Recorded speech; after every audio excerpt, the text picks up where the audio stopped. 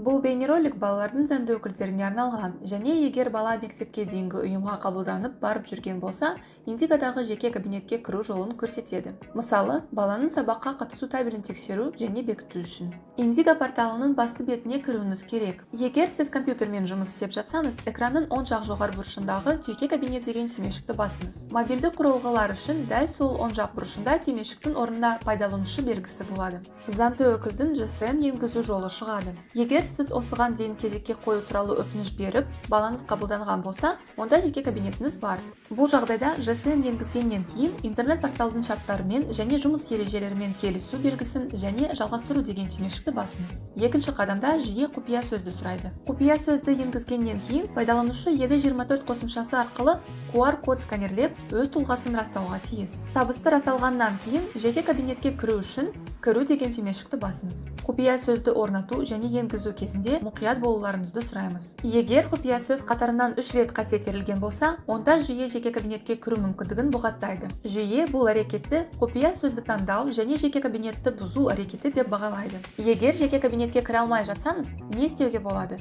Бұл қандай жағдайларда орын алуы мүмкін? Бұның екі жағдайы болуы мүмкін. Бірінші жағдай: баланың жеке ісінде заңды өкіл ретінде сіздің GSM-іңіз жоқ. Мысалы, әкесінің GSM тіркелген, ал жеке кабинетке анасы кіргісі келіп отыр. Бұл жағдайда жүйе сізге келесі қатені шығарып береді.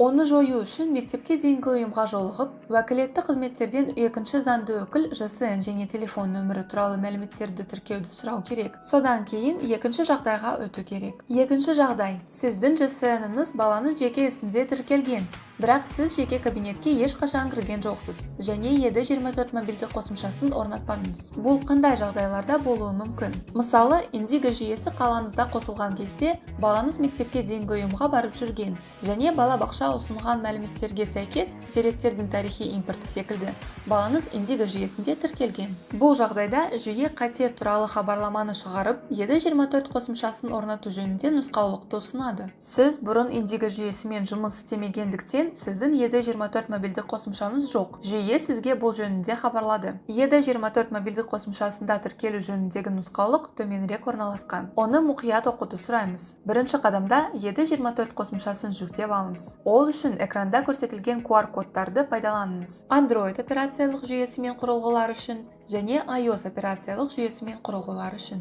Екінші қадамда Ed24 қосымшасында тіркелуіңіз қажет. Ол үшін сізге нұсқаулықта көрсетілген QR код немесе бір реттік құпия сөз керек болады. Нұсқаулықты жаппай телефонда алып, Ed24 қосымшасын ашыңыз. Тіркелу рәсімін аяқтау үшін тіркеу экранында баланың жеке ісінен заңды өкілдің телефон нөмірін көрсетіңіз. Белгіні түртіп, жалғастыру деген түймешікті басыңыз. Әрі қарай қосымшада компьютердегі нұсқаулықта көрсетілген бір реттік құпия сөзді енгізіп, жалғастыру түймешігін басыңыз. Қосымшаның телефон нөмірімен табысты байланыстырылғаны туралы хабарламамен экранды ашыңыз. Қосымшаның басты экранына шығу үшін жалғастыру түймешігін басыңыз. Енді компьютерде үшінші қадамда жөнелту түймешігін басыңыз. Растау кодын енгізу жолымен парақша ашылады. Ал Ed24 қосымшасына растау кодын қамтитын құпия сөзді қалпына келтіру туралы хабарлама келеді. Осы кодты тиісті жолға енгізіңіз. Енді жүйенің нұсқаулығы бойынша жаңа құпия сөзді орнату қажет. Ол нұсқаулықта көрсетілген барлық талаптарға сай келуі тиіс. Жаңа құпия сөзді енгізіп, жаңарту деген түймешікті басқаннан кейін, жүйе сізді жаңа құпия сөзді енгізу үшін басқа бетке жолдайды.